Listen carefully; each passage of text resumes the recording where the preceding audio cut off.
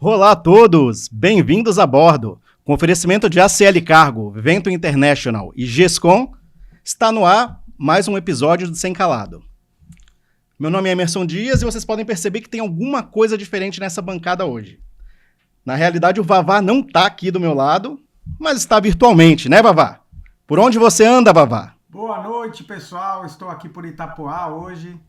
Infelizmente não consegui estar presente aí para receber esse convidado ilustre aí, um ícone que já trabalhou na parte ferroviária e atua na logística aí multimodal e portuária. Exatamente. Mais uma vez, né, Vavá? Sempre grandes convidados aqui com a gente. E hoje ele veio de longe aqui para prestigiar o nosso podcast. E é com muita alegria que a gente tem a bordo conosco aqui Carlos Pelk. Olá, pessoal. Boa noite. Tudo bom? Emerson, Vavá. Vavá. Prazer imenso. Muito obrigado mesmo pelo convite. Vai ser bacana esse papo nosso aqui, não tenha dúvida disso. Como o Vavá falou, você tem muita experiência na logística, né? São só quantos anos? 40 anos? Eu estou fechando 40. Nossa. Eu comecei cedo, né? Sim, claro. Com 5 anos de idade, né? Mas eu sei que tem um assunto muito interessante que eu quero tirar de você também hoje, que é ferrovia. Vamos lá. A gente não teve ninguém aqui também falando sobre isso e é um assunto muito interessante que o pessoal pergunta muito e a gente vai ter oportunidade de estar falando bastante coisa. Vamos. Mas, antes de mais nada, se apresente, fale quem é Carlos Pelk, como você começou, conta um pouquinho da tua história. Tá bom, vamos lá. Bom, meu nome é Carlos Pelk, estou há um bom tempo no mercado. Eu comecei cedo, isso é verdade. Eu comecei lá atrás nos meus 19... De logística são 49 anos que eu estou, entre logística e comercial. Nossa. Né? 49. E dentro desse período aí, eu comecei lá em Santa Catarina. Eu sou gaúcho, em primeiro lugar, né? Sou gaúcho, sou natural de Getúlio Vargas. É uma cidadezinha lá no norte do estado, e fiquei até meus 19 anos lá. Sim. E aí recebi um convite de uma pessoa ilustre, que depois eu gostaria de falar nela, Certo. né? E de entrar num grande grupo, numa grande empresa, e eu fui para Perdigão. E lá, o primeiro grande desafio foi já ser coordenador de toda a logística primária, que era fazer o abastecimento dos aviários, da parte do fomento. Então, comecei por lá. Em qual cidade foi? Videira, Santa Catarina. Santa Catarina. Videira. Aí fiquei um período lá, e aí depois me estendi dentro da Perdigão por 7 anos, fazendo sempre, eu digo, o sintoma mineiro, né? Que é queijo com goiabada, né? O que é? Logística e comercial. Né? Sempre fazendo essas duas frentes. E desde eu fiquei 7 anos lá, depois fui para a Danone, depois trabalhei muito tempo numa importadora lá no Rio Grande do Sul também, que sempre com desafios logísticos, sempre com desafios logísticos, né? E quando chegou a época da ferrovia, aí eu me mudei para Curitiba. Sim. Hoje eu resido em Curitiba, eu tenho 2 filhos, né? Tenho o Henrico e a Elisa, tenho 2 irmãs, e a minha vida é essa, né? Infelizmente meus pais já não estão mais comigo, mas a vida segue e assim tem que ser. E, então, em Curitiba, basicamente, fiquei vários anos lá dentro, morei aqui em São Paulo também, morei aqui em Santos. Na também. Realidade, foi aí que eu te conheci, na época de Standa. Isso. Né? Vocês estavam com... Era um terminal em Cubatão, né? Na Isso, época. nós começamos ali um projeto de armazenagem frigorificada. Sim. E aí, como era um terminal de containers também, que nós éramos Redex, então tinha a ideia de fazer o pré-stacking ali e tudo, e aí precisávamos do serviço de vocês naquela época lá, e foi aí que a gente se conheceu, Exatamente. Verdade, é isso aí. Eu lembro, tinha desvio ferroviário? Não, o desvio ferroviário não era nesse terminal, né? Nós tentamos fazê-lo, mas não teve êxito lá. Questão técnica, não aconteceu. O projeto era esse mesmo, de Rondonópolis a Santos, pela ferrovia, saindo de Rondonópolis, chegando em Santos, 100% ferrovia. Sim. Mas não deu, né? Então a gente teve que fazer umas outras manobras aí ponto de vista logístico, mas deu certo e está dando certo até hoje, né? Mas foi lá. E como foi nessa época? Que eu lembro que era você e o Demeterco, né, na época? Demeterco. Lá atrás, ele era o CEO da Standard Logística. Aí foi ele que foi atrás de você nessa época? Foi. Na verdade, eu recebi um convite dele em 2005. Eu tenho uma história longa com a família, porque eles eram donos de uma grande rede de supermercados lá em Curitiba, né? Sim. E aí, eu quando estava na importadora, eu era fornecedor deles. E aí eu tinha uma relação que eu já os conhecia e tal. E depois eles migraram para essa questão logística, montaram a Standard Logística. E na época eu fui cliente deles, porque eles operavam para mim dentro desse operador, né, dentro da Standard. E por questões da vida aí, eu acabei saindo da importadora e daí 2005 para 2006, ele e a Linda, acho que você também chegou a conhecer, era uma diretora comercial lá, me fizeram esse convite para eu nunca esqueço da frase da Linda: vender, você sabe vender, eu quero saber se você sabe entregar agora. A Linda, eu cheguei a conhecer a Linda na época de MSC. A gente atuava, né? Tinha aquela operação Montenegro, Rio Grande, que tinha aqueles problemas de tirar, colocar cabo. Isso mesmo. Era um negócio de outro mundo, né? Tudo isso estava comigo, Vavá. Tudo isso era... Era esteio ainda, né? Era esteio ainda. Lá em Esteio. Então, na verdade, assim, eu tive o privilégio de ser sempre um dos heads do projeto intermodal, né? Sim. E eu colaborei montamos 7 terminais, entre reforço de frio, movimentação de contêineres com heat stackers e tal, foram 7. Eu só me ausentei um pouco desse processo quando avançou bastante Rondonópolis. Daí eu estava com outra função dentro da companhia e aí eu não dei tanta ênfase lá. Nessa época ainda era Standard ou já tinha? Já era Brado Logística. Brado, né? Já era Brado Logística. A Brado a Standard virou Brado em 2011. Sim. Né? Então, e aí depois, em 2015, teve o evento da Rumo Logística assumir tudo, né? Deixou de ser a LL e virou Rumo Logística, né? Então, realmente é um negócio bacana, porque acho que o grande desafio, e Vavá, que a gente enfrentava na época, e eu entendo que hoje ainda tem bastante restrição, numa proporcionalidade muito menor, óbvio, né? Era não acreditar no negócio. Tá? Então, se eu for contar em todos os nãos que eu recebi, sabe? Acho que a palavra mais adequada para toda aquela turma nossa lá foi resiliência. Sim. Porque nós tínhamos um produto bom, a infra não estava a contento na época, que eram muitos processos que precisavam ser criados, elaborados, procedimentos a serem feitos. E o cliente, sabe como é que é, né? Tinha aquela velha e sempre tradicional ida ao porto e pelo rodoviário, né? Sim. Então, quando você apresenta um projeto dentro de uma ferrovia para transportar um container, opa, como é que faz? E principalmente quando nós trabalhávamos com o frigorificado, né? O reefer, esse negócio vai descongelar, não vai funcionar. Então, foram várias barreiras e várias senões. O Vavá comentou um negócio muito típico que acontecia, que eram os furtos de cabos, né? Sabe? Então, muito da gente se reinventou dentro do negócio para poder dar segurança para o cliente, né? Então, hoje está muito... Eu saí de lá em 2018, mas eu sempre falo que eu saí da ferrovia, mas a ferrovia não saiu de mim. Não vai sair nunca. É um amor eterno que eu tenho pelo modal, e então eu mantenho contato com vários que estão lá ainda, que são meus amigos. Mas desde aquela época que você citou, os desafios que existiam, hoje são os mesmos ainda. Ainda existe o furto de cabo, ainda existe vários truques para tentar esconder o cabo para que ele não fosse furtado. O malandro sempre está pensando na frente. Sim. Tinha também... Por mais que...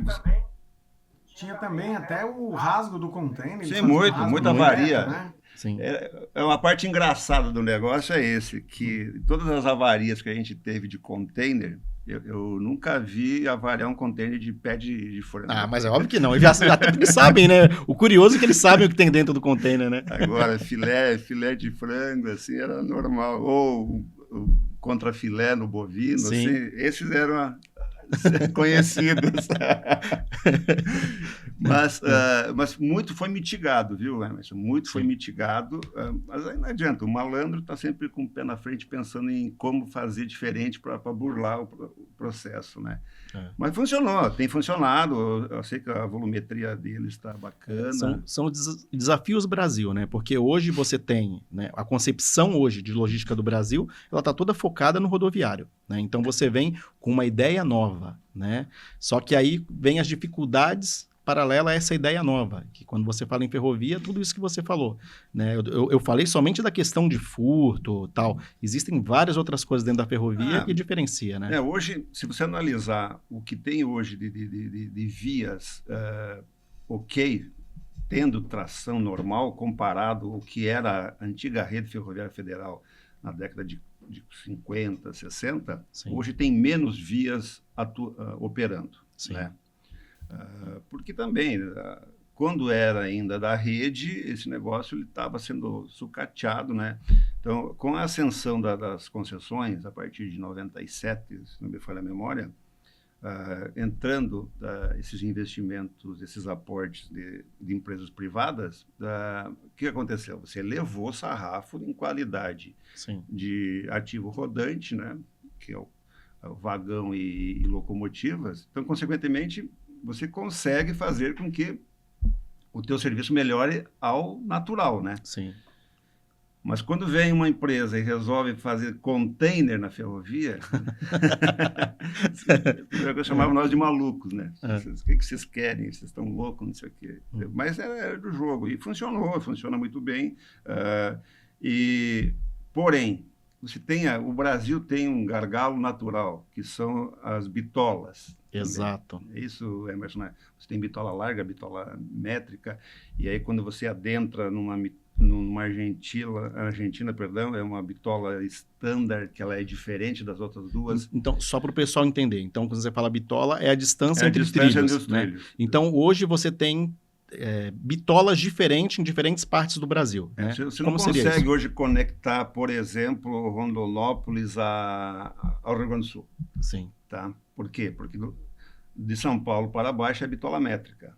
Sim, que é de 1 metro. É de 1 metro. E aí você vem a bitola larga, 1,60 m, né?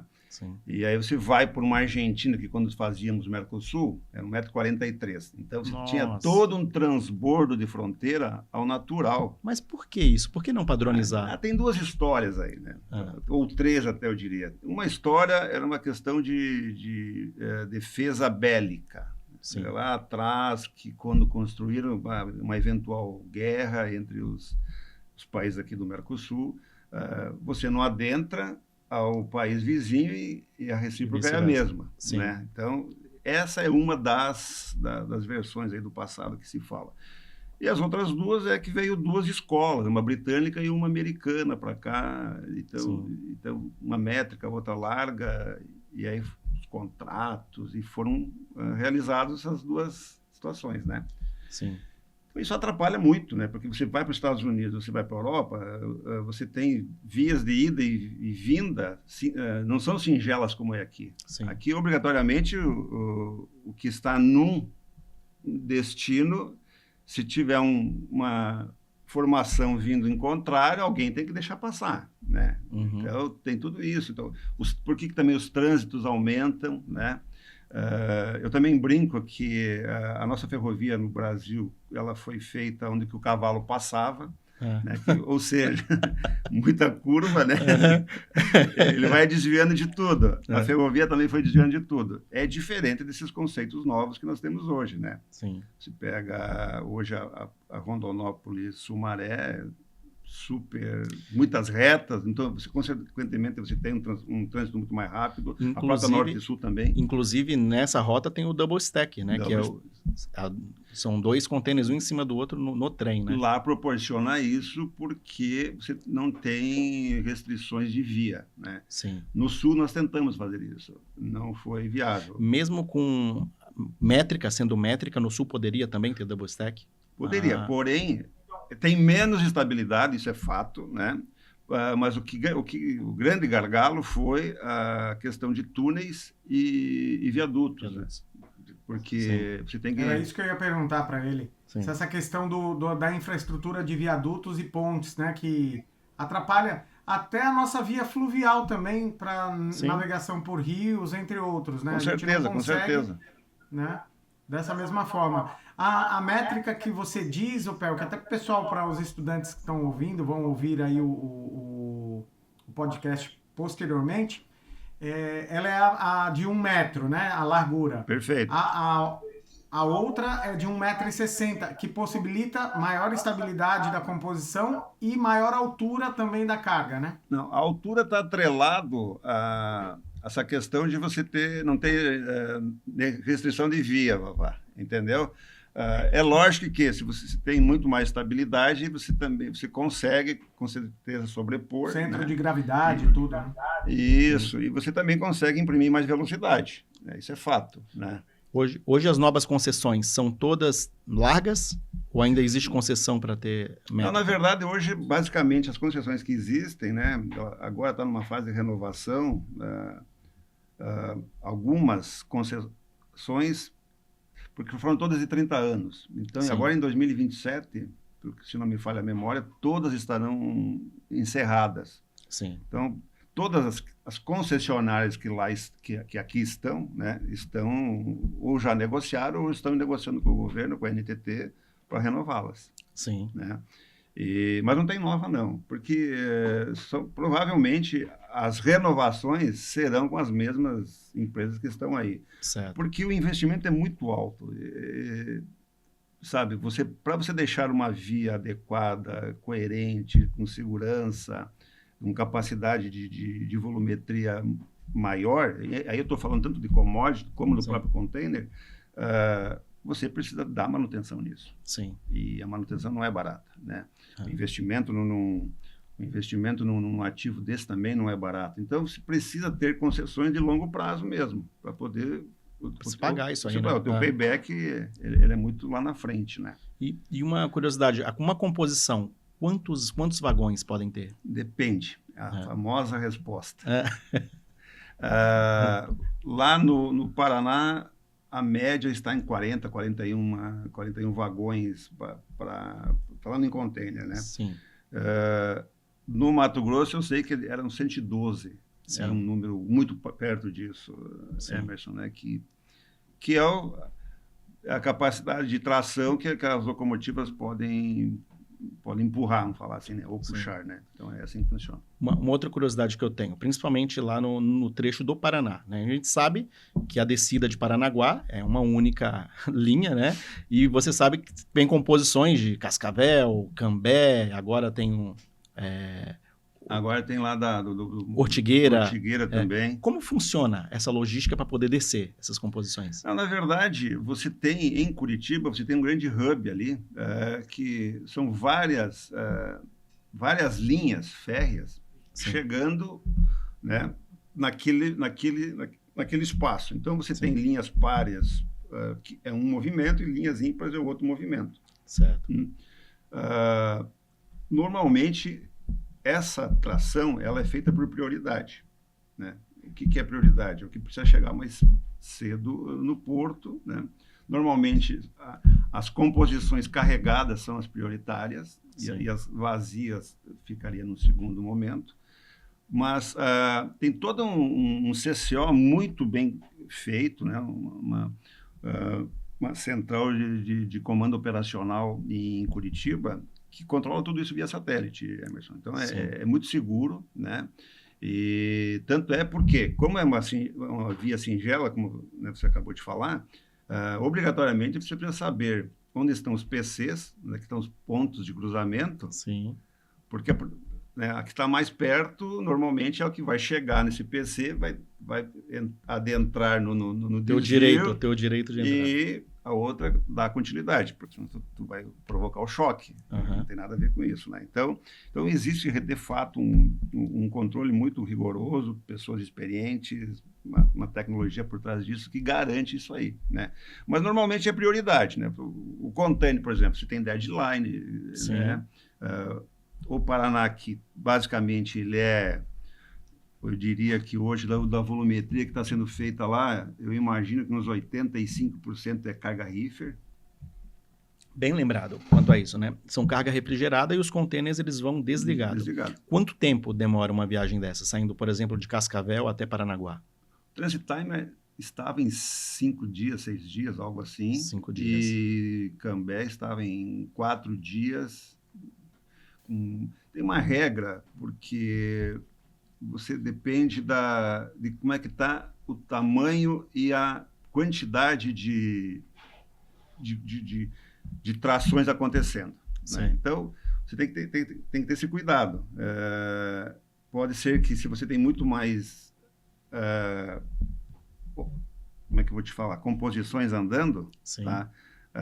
Você tem um tráfego maior, é o natural, né? Sim. Mas, normalmente, eu sei que teve uma evolução boa, muito boa, e eles estavam já com próximo a 4 dias de trânsito cheio de Cambé e de Cascavel em torno de 6 dias ou algo muito perto disso. Porque, se você pensar, você pega uma carga, né? Você carrega um container com frango, né? Congelado, e aí você, quando carrega, você deixa esse período todo desligado, ou existe algum ponto de dar frio nessas unidades? Lá atrás começou com pontos de recarga de frio. Quando eu te falei que eu ajudei, colaborei nós montarmos 7 terminais, desses 7 terminais, havia terminais que era só recarga de energia.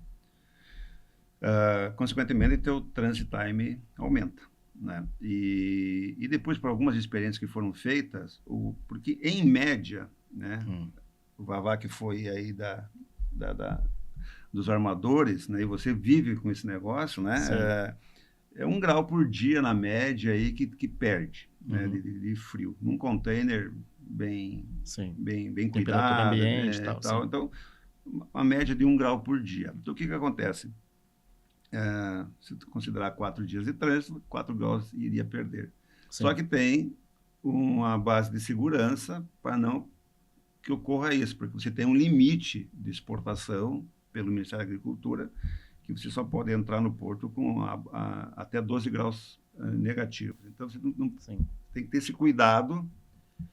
E aí, lá no início, para a gente manter e nos preocuparmos com a qualidade, a gente criou esses terminais de recarga de energia, né? Havia um que era muito forte, que era o de Guarapuava, porque vinha de Cascavel.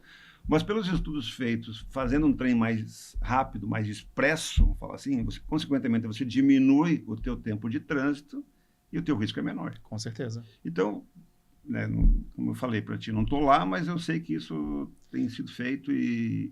Eu lembro que, até considerando essa perda de média de 1 grau por dia, mudaram até o set point, né? Claro. Carregava com menos 22, né? Para você ter padrão era menos 18. Menos 18. Mas algumas cargas, assim, que a gente tinha uma preocupação maior também, fizemos muito a menos 22 graus. E vou te falar, oi, Vavá. Não, então, desculpa, até o pessoal chegou a fazer alguns testes colocando geradores, né? Colocaram alguns geradores depois. Eu lembro que eu já atuando numa empresa de locação de geradores, a gente colocou por teste na Brado já. Colocou 2 containers, reefers, mais 2 geradores, para fazer justamente essa medição. A intenção real era diminuir o transit time, né? Porque, assim, muitos operadores, muitos embarcadores acabaram deixando de lado embarcar no trem por conta mais do transit time. Até em contrapartida a qualidade, mais o tempo que ele aguarda, né? Por conta do shelf life da carga. Perfeito. No começo, Vavá, essa história começou com o projeto Cobra. A ferrovia, o container ferrovia começou com o projeto Cobra, lá com a Sadia, lá em Toledo. Sim. Fazendo por Cascavel. E os primeiros embarques era containers, geradores em cima das plataformas. Sim. Mas aí esse negócio inviabilizou por quê? Vândalos. Risco Brasil. Risco Brasil. Uhum. E aí, quando nós entramos no processo, a gente entrou já com... Esse era um dos grandes desafios da época. Sim. Era fazer com que a gente mitigasse essa encrenca, porque era caro, né? Eu roubava diesel do gerador, roubava o cabo. Então, bateria, né? Tudo isso. E daí começamos a botar as plataformas com anteparos altos para evitar de pegá-los e tal. Então, isso até hoje está funcionando. Mas teve todos esses desafios, sim, Vavá. Era bem isso mesmo. Né? Então é isso aí. Estamos aqui com o Carlos Pelk, né? Um bate-papo bem legal. Confesso que eu estava bem interessado, porque ferrovia é um negócio que me interessa bastante, que eu acho muito curioso, e muita gente tem muita curiosidade também. Então, agradeço por você estar aqui.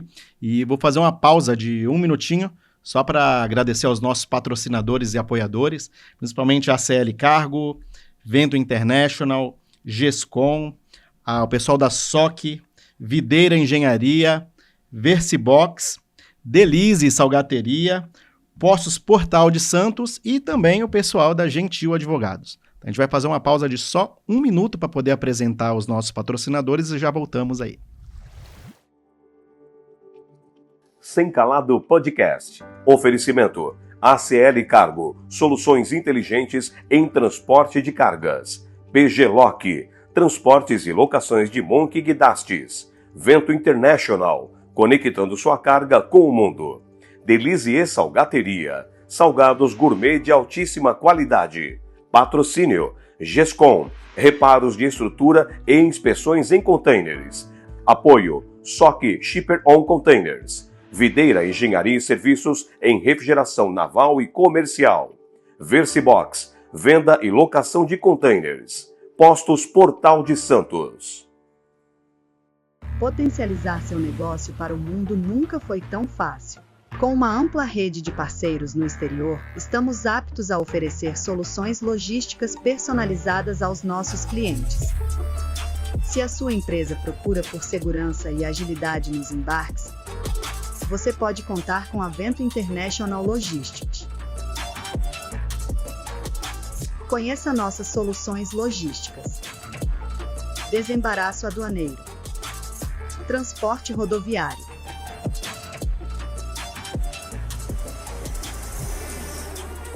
Transporte ferroviário. Transporte marítimo. Transporte aéreo. Com mais de 10 anos de mercado, somos especialistas no transporte de cargas em todo o mundo. Vento International Logistics, conectando sua carga ao mundo. Estamos de volta, então, com o Carlos Pelk, que estava dando uma palhinha aí sobre a sua experiência na ferrovia, né? E aí passou um longo período. Quanto tempo na ferrovia? 13 anos. 13 anos. Deixa eu te falar um negócio engraçado aqui.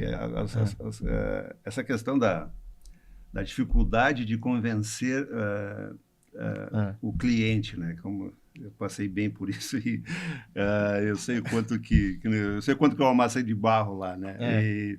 Mas teve 2 casos que foram muito engraçados. Eu acho que foi uma grande cooperativa lá do Paraná. Eu não vou citar o nome. Eu tinha uma dificuldade imensa de ganhar uma agenda com a pessoa lá, com o head de logística dessa cooperativa.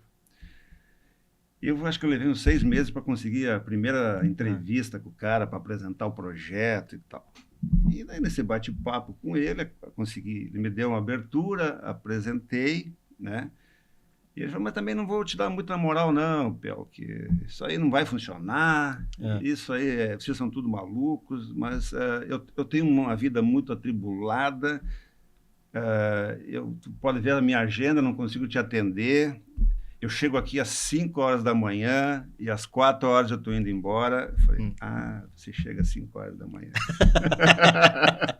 Imagino já. Cara, eu fiquei acho que quase 1 ano falando com ele às 6 horas da manhã.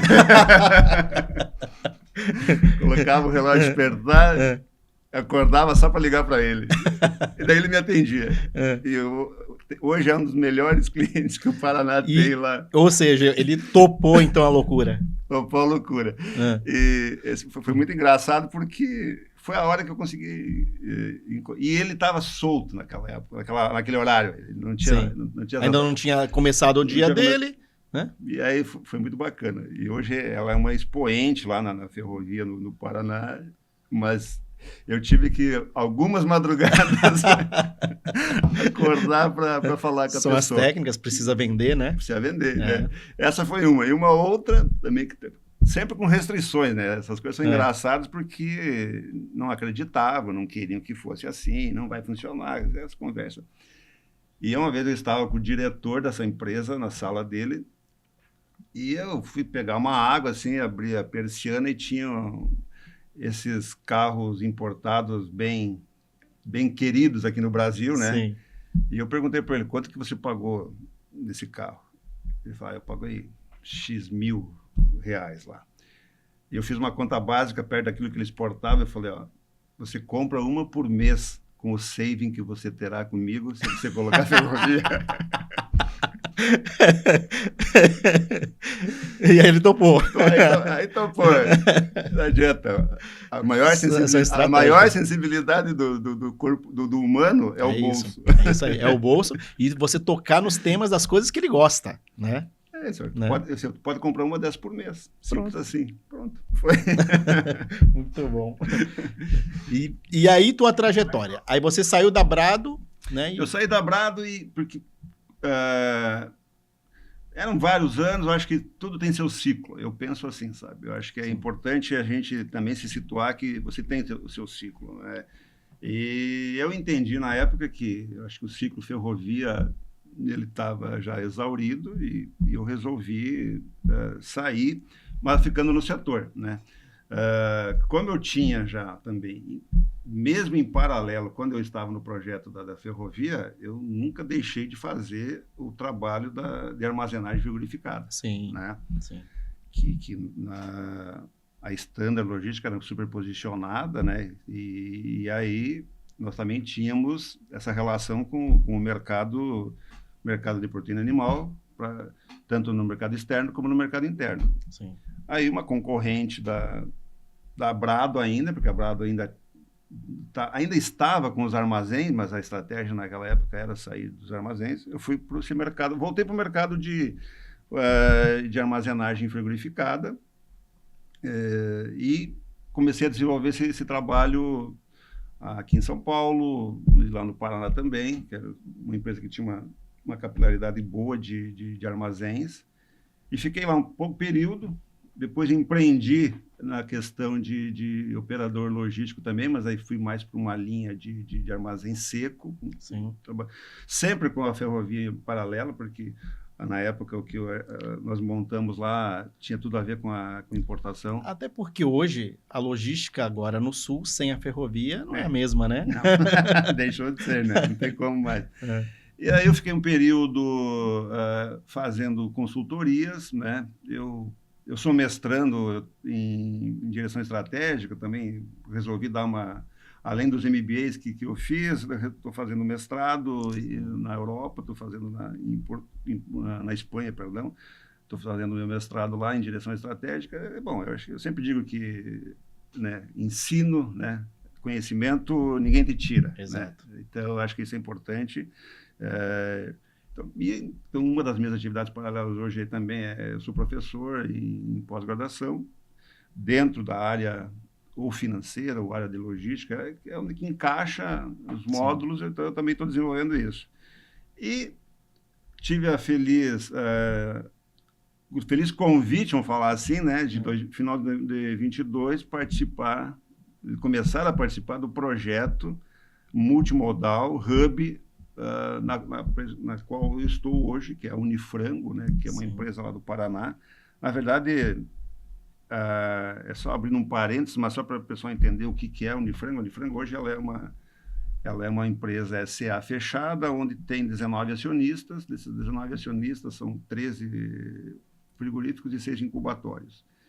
E elas trabalham tanto no mercado interno como no mercado externo. Sim. E hoje, esse grupo, desses 19, e mais os parceiros, são 33 empresas que estão envolvidas diretamente no negócio. Certo. E hoje se exporta-se mais ou menos 2.500 contêineres por mês de proteína animal, então já é o quarto maior bid do Brasil, né? Pô, legal. Então tem uma robustez, é o terceiro maior abate de frangos no Paraná, então é um grupo consolidado de marcas fortes que estão no mercado, e o convite que eu recebi foi para nós desenvolvermos um grande hub logístico na cidade de Apucarana, pensando em ferrovia. Né? Então, acho que a gente vem conversando com a concessão, vem conversando com a Brado. É um período agora que está no meio do trâmite de renegociação da concessão, então a gente sabe que é um pouquinho mais lento as coisas, mas eu vejo que não tem volta, na verdade. Eu estive lá, né, inclusive, este ano eu estive lá, né, contigo. Você me visitou lá no início do ano. Foi, e é um local totalmente estratégico, né, o posicionamento ali, tem tudo para realmente funcionar perfeitamente, né. A área ela é privilegiada, porque ela tem uma BR na sua frente e a ferrovia nas suas costas ali, né, então tem tudo a ver. E realmente, o que eu entendo, e falando um pouco de proteína, hoje, nós estamos muito consolidados, Emerson e Vavá, no sentido de qualidade de produção. Eu acho que o Brasil, com certeza, nós passamos na margem dessa gripe aviária que houve agora. Sim, é verdade. Sabe, o Brasil não teve nenhum caso de plantel comercial, né? Teve casos de aves migratórias que não são plantéis comerciais. Então, e se tu analisares assim, tu pega os Estados Unidos, os 40 e poucos estados dos Estados Unidos, todos tiveram, né? Então, e nós saímos ilesos desse movimento. Temos, sim, um controle fitossanitário absurdamente grande. Eu acho que esse é um dos grandes desafios do agronegócio brasileiro, você realmente cuidar disso. E o Brasil sabe cuidar disso. O brasileiro é muito bom nisso, né? Nós somos bons nisso, a gente sabe fazer, né? O Brasil sabe produzir bem, e isso aí deu uma vantagem competitiva muito grande lá fora. Sim. Porque o que aconteceu, né? Vários países tiveram o corte do atendimento, né? Sim. Apresentaram o problema da gripe aviária em plantéis comerciais, né? Quando eu falo plantel comercial, é aquele aviário que o integrado acolhe lá 30, 40 mil pintinhos, né? Faz todo o processo de crescimento e até o abate, né? Sim. E vai para uma planta industrial. Então, esses plantéis são chamados de plantéis comerciais. A gente não teve nenhum problema nesse sentido, né? E isso fez com que abriu várias frentes lá fora. Então, a própria exportação nossa está superaquecida. Isso é um dos reflexos. Por conta da qualidade, né? Da qualidade e dessa segurança fitossanitária, né? Então, isso é muito importante. Mas o grande desafio que eu entendo, Emerson, e aí não é só para o negócio proteína, na sua área, na minha área, é uma questão de gente. Sim. Isso eu tenho percebido que esses dias eu estava falando com um amigo meu, eu falei, nós jurássicos, daqui a um pouco a gente vai ter que parar, né? Pois é. Mas enquanto nós não pararmos, tudo bem, né? Então, o que acontece? A gente precisa elevar o sarrafo de conhecimento para as equipes, para os times, melhorar a qualidade. O que é que você acha que falta, na tua opinião, hoje? Por que acontece isso? A gente tem tanto problema. O que eu vejo, assim, acho que hoje as coisas estão muito mais fáceis em termos de comunicação, a informação, né? Sim. E quando você vai para uma área, pensa num frigorífico, que tem lá 2.000 funcionários, 3.000 funcionários. O cara tem que ficar o dia todo em pé, trabalhando. Provavelmente, se o funcionário trabalha numa sala de corte, ele vai estar com uma arma É uma arma branca. É uma Sim. ferramenta de Sim. trabalho, mas pode ter o risco de Se acidentar. do acidente. Então, hoje o jovem ele não está muito pensando nisso, né? Então, é uma mão de obra que está cada vez mais escassa. E eu vejo assim, não é só essa. Carpinteiro, pedreiro, Uhum. pintor, hoje são serviços essenciais e que estão começando a ficar caro. Por quê? Porque essa mão de obra está se extinguindo. Então, acho que um dos motivos é o próprio processo evolutivo, Emerson, entendeu? E existem outras opções, né? É só abrir o tio Google, que nem eu falo, você tem profissões aí que daqui 10 anos essas profissões não estarão mais aí, serão substituídas por alguma coisa diferente. Então, acho que um dos grandes problemas é esse, né? O próprio êxodo, né? A pessoa vê que não quer esse ambiente para ela e ela sai da cidade e vai pensando em alguma coisa melhor numa cidade maior. Consequentemente, você tem menos oferta dessa mão de obra. Sim. Então, acho que o primeiro fato é esse entorno que hoje os nossos jovens, principalmente, estão sendo muito abordados, e isso é um atrapalhante, né? E a outra questão que eu vejo é a questão do nível de ensino, sabe? Como eu também estou dentro desse negócio, como professor, você vê que as pessoas necessitariam se dispor mais. Sim. Tá? Não é que não tem capacidade, que não tem inteligência. Tem, Uhum. e tem muita. Mas aquele empurrãozinho, às vezes, o alto empurrão, né, é necessário, e isso não acontece. Até um exemplo do que acontecia na nossa época, todo mundo sonhava em crescer dentro de uma companhia, né? Então, abraçava os desafios. Então, se você tinha que abrir uma frente de trabalho no Nordeste, no Norte, o pessoal encarava e ia embora. Hoje, o pessoal, os jovens, não tem interesse em fazer isso, não tem interesse em sair de casa, né? Não. O próprio Clóvis, né, o Emerson, comentou sobre isso, né, no episódio. Sim. Que o pessoal, às vezes, ele tem a gana de crescer, mas crescer naquele local. Ele não pensa em fazer, de repente, a carreira em outro local ou se deslocar para tentar almejar algo maior. Então, ele fica meio que travado ali para ficar no local dele, na base dele, né? É um exemplo. Você saiu lá do Rio Grande do Sul, passou por Santa Catarina, foi para Curitiba, veio para São Paulo. Santos. Não, eu nessa minha vida eu já fiz 26 mudanças. 26, né? Então, eu não contei quantas eu fiz, não, mas fiz bastante. Você também fez bastante. Mas é bem isso, Vavá. Acho que é um certo comodismo, né? E uma certa proteção. E bem falado, lá atrás eu lembro que as pessoas tinham medo de perder o emprego. Sim. Tinham medo de perder o emprego, né? Eu lembro na minha própria cidade lá, que era minúscula, né? Mas tinha 9 empresas de médio porte. Quer dizer, o emprego, ele existia, entendeu? Sim. Mas quando você conseguia, cara, você se esforçava, você dava o máximo. Então, não é que eu não quero ser leviano em dizer que hoje isso não acontece, que as pessoas não se importam, não são aguerridas. Mas você vê hoje que tem um certo conformismo, acho que a palavra mais correta é essa, e aí é mais fácil ficar em casa, né, do que eu ir para a luta. Para o meu filho, eu falo muito isso para ele, cara, você nasceu para o mundo, sabe? Eu digo isso sempre, cara, você não tem que estar aqui embaixo do meu guarda-chuva, não. Vai fazer sua história, e é assim que tem que ser.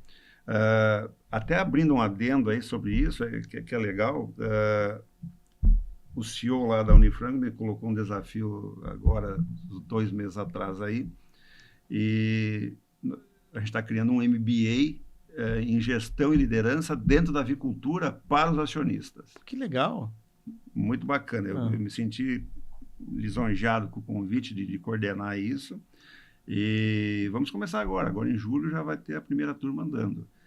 Por que isso? Você eleva o sarrafo, né? Você começa a passar informação para essas pessoas que estão no nível tático e no nível operacional, não tanto para o estratégico, mas mais para esses 2 níveis que são tão importantes quanto, né?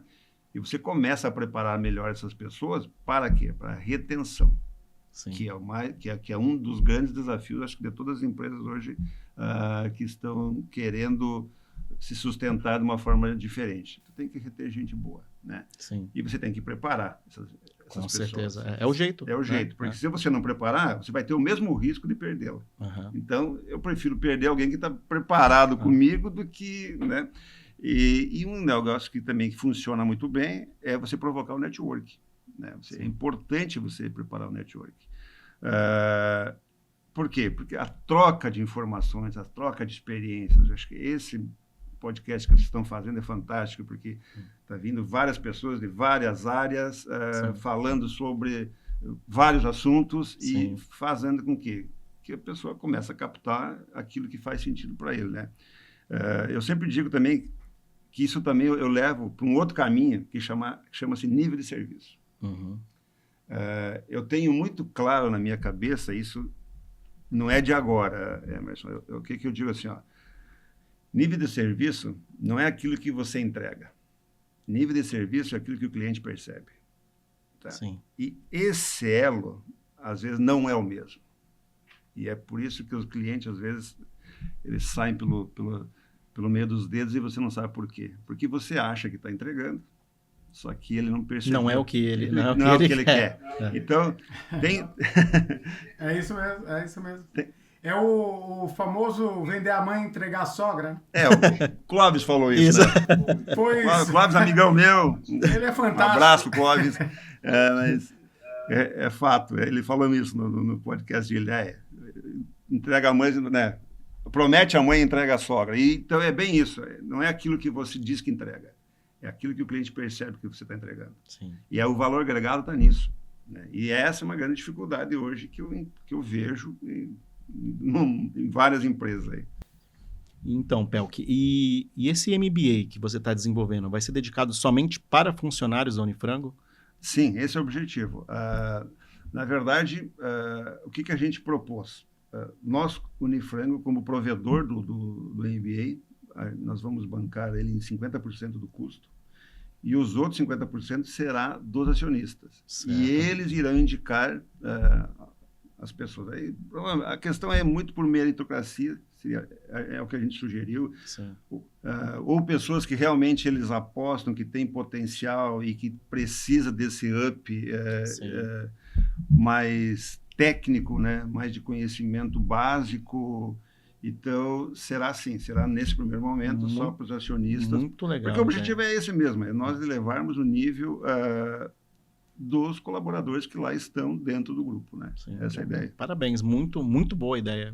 Muito bom mesmo. Bacana. Acho que tem que ter essas atividades extra, profissionais, vamos falar assim, que é bacana, porque você tendo isso, como prestador de serviço, você vai elevar a tua capacidade de entrega. Sim. Você lá dentro da indústria, consequentemente, você vai melhorar o teu nível de gestão.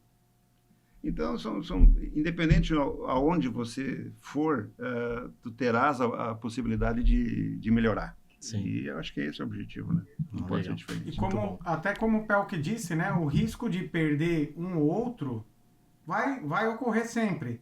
Só que com isso vocês vão ter mais pessoas capacitadas. Então, assim, por mais que haja uma perda, você vai ter sempre uma reposição, um backup. O resultado vai ser sempre positivo. Sempre. Né? Eu também eu entendo dessa forma também, Vavá. É aquela velha máxima, né? Entre você sempre vai ter o risco de perder alguém, profissionalmente ali falando, né? Se você tem ele preparado, a dor é maior. Com certeza. Porém, acho que a dor é muito maior em ter alguém não preparado. Exato. É isso aí. Entendeu? É a dor que sentimos no momento. É a dor que todas as empresas hoje, a grande maioria das empresas está sentindo hoje, né? Que você não tem... o mercado está tão exigente, né? Que você tem que ter esse nível sempre no topo. Então, é uma dificuldade grande. É um desafio, mas tá bacana e a gente vai desenvolver lá, sem ter a dúvida Que disso. bom. E agora, pegando esse gancho aí, né? Falando em qualificação, na tua vida você se preparou bastante, eu tenho certeza, né? Para você chegar aos mais de 40 anos trabalhando na logística, conheceu muita gente boa. Você gostaria de fazer alguma homenagem para alguém especial? Eu sei que é difícil falar com tanta gente que deve ter passado, gente boa que passou pela tua vida. Passa um filme na minha cabeça agora. Se eu for citar aqui, fica quase uma hora aqui só para falar das pessoas que muito me ajudaram, vamos falar assim, né? Sempre eu tive, em todos os momentos, eu tive pessoas importantes do meu lado. E te falo assim, ó, Emerson, não é porque era superior. Eu aprendi muito com pessoas que estavam comandados por mim, entendeu? E que, às vezes, no pequeno detalhe, tem umas essências assim que são fantásticas. Mas, em especial, eu tenho uma pessoa assim que não está mais conosco, né? Infelizmente, nos deixou na pandemia, que chama-se Gilmar Liberali, né? É um cara fantástico para mim, apesar de ter um nível de parentesco junto, mas ele foi o meu guru, sabe? Sim. Muitas das minhas dúvidas, muitas das minhas decisões profissionais e até pessoais, eu sempre me agarrei em alguém, né? E eu até aconselho isso. Acho que é importante você ter amigos. Amigo que é amigo é o cara que te fala a verdade, aquela que dói. Sim. Ele tem que te falar, né?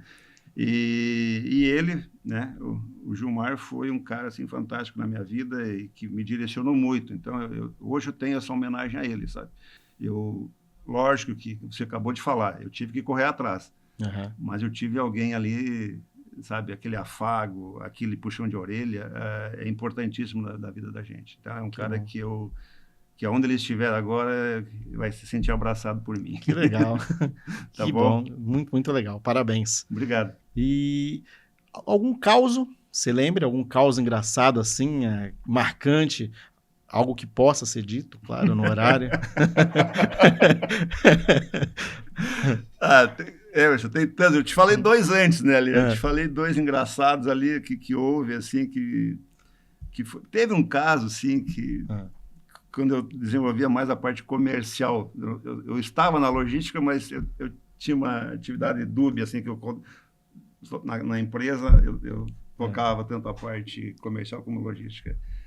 E foi sui generis a resposta do vendedor que me deu. Que nós estávamos numa reunião de cheque de metas e eu começando a avaliar o resultado individual de cada vendedor. E aí chegou certa pessoa e a performance dele estava horrível, né? E eu perguntei para a pessoa, cara, me dá uma explicação plausível para justificar essa tua tão baixa performance. Ele falou, Pelk, infelizmente eu tenho que te falar. Tá, então fala. Eu estou passando uma entre-safra de consumo na minha área. Não acredito. Cara, aquilo ficou marcado. Entre-safra de consumo, né? Não sei onde é que ele tirou aquilo, cara. Infelizmente ele não ficou com a gente, né? Nem tinha como. Muito bom. Essa cara. foi muito legal. Que eu deixei lá anotado nos meus alfarrábios lá, que essa não vou esquecer nunca. Ô, Pelk, eu vou tomar liberdade. Eu lembro uma vez você veio para um treinamento também, eu acho que um treinamento de Reefer, e você teve um dente que quebrou, cara. Você lembra disso? Lembro. Você procurou dentista na cidade, eu acho que o Emerson nem lembra dessa história. Não lembro. Ficou procurando dentista aqui em Santos, só que tu morava já no Paraná novamente, né? Eu tava lá de volta. Não, é uma coisa maluca, é que eu sofri um acidente de carro há muitos anos atrás, e eu tive um problema muito sério assim, da parte de rosto, né? E aí acontecia, né? Vai comer lá um pururuca lá um pouquinho mais forte. E eu fiquei apavorado aquela vez que Pô, tinha que falar na reunião lá e tava com o dente quebrado, horrível. É verdade. Falando, cara, fala assim, né? Ficava fazendo bigodinho, né? Ficava fazendo... Faz parte, né, Vavá? Faz parte. Faz parte. Não tem como Acontece, ser né? diferente. E novos projetos? O que você vê para frente aí? Pois é, o que eu tenho visto assim, ó, eu acho que eu estou imbuído agora nesse projetaço lá, que é criar o hub logístico, nós temos o objetivo de entregar parte dele já até o final do ano agora, que vai favorecer os acionistas, esses parceiros que eu te falei, né? A ferrovia ela vai ficar um pouco para frente, mas está dentro dos projetos. Então, do ponto de vista de lá, eu vejo que isso é o que vai estar me tomando um certo tempo, né? Eu tenho também as aulas que também me tomam tempo, né? Mas eu acho muito legal. Eu acho que você passar o que você aprendeu, eu acho muito bacana. Seria muito hostil da minha parte, eu digo, isso eu tenho comigo, né? Que tudo que eu recebi de ensinamento, de aprendizado, de informações, e eu me furtar agora nessa fase que eu estou, me furtar de não passar para ninguém, eu seria meio que hipócrita, entendeu? Sim. Então eu quero continuar fazendo isso, dando as aulas, passando as experiências, dando o caminho. Talvez seja mais curto, porque eu já errei, né? E eu errei bastante. Então, todos nós. Se eu puder... Você não errou, você aprendeu bastante, né? Porque é com os erros que você aprende mais, né? E aí, se eu conseguir passar para a turma que dá para chegar no resultado, talvez de uma forma menos estressante, é legal. Então, isso eu quero continuar. E o mercado está toda hora mudando, né, Emerson? Eu vejo assim, as alternativas. Acho que o Brasil, a gente tem uma... eu não quero entrar nessa questão ideológica, não é minha praia, eu acho que não faz sentido falar sobre isso, e nem quero falar sobre isso. Mas eu vejo assim, nós somos muito resilientes e projetos e logística... Cara, tá na veia, é o DNA do brasileiro, quer queira, quer não. Né? A gente tem que estar se reinventando toda hora para poder entregar, né? Então, eu vejo assim, ó, eu não penso, vai parar? Não vou parar. E se eu parar, eu acho que vai estar errado, sabe? Não é essa a minha ideia. Ritmo, talvez sim. Tá? Mas... de me entregar em tudo aquilo que eu sempre me propus a fazê-lo, eu não vou fazer diferente, não, né? Que bom. E tem que ser assim. Então, pode ter outras oportunidades? Pode. Eu sempre digo, a gente nunca a gente está, né? Hoje a gente está em um projeto bacana e vai ter êxito, tenho certeza, né? E o que vir pela frente, estamos juntos. Essa é a ideia, de tentar, tudo aquilo que a gente puder trazer.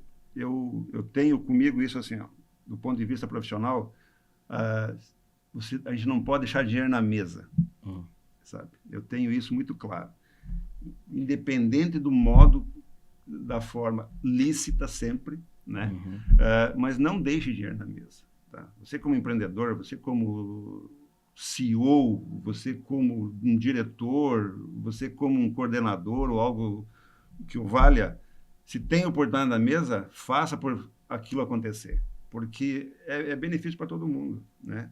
Então, eu tenho isso. Onde tem oportunidade, vamos entrar de cabeça, vamos avaliar, porque dali alguém, né, terá êxito para o bem de todos. Também é aquela coisa, quando é muito direcionada, aí não é dinheiro na mesa, né, da forma que eu estou falando, mas sempre tem oportunidade, entendeu? E tem que exauri-las. A verdade é essa. Eu teve um período lá na Brado também, que os caras me apelidavam de Doutor Cenário.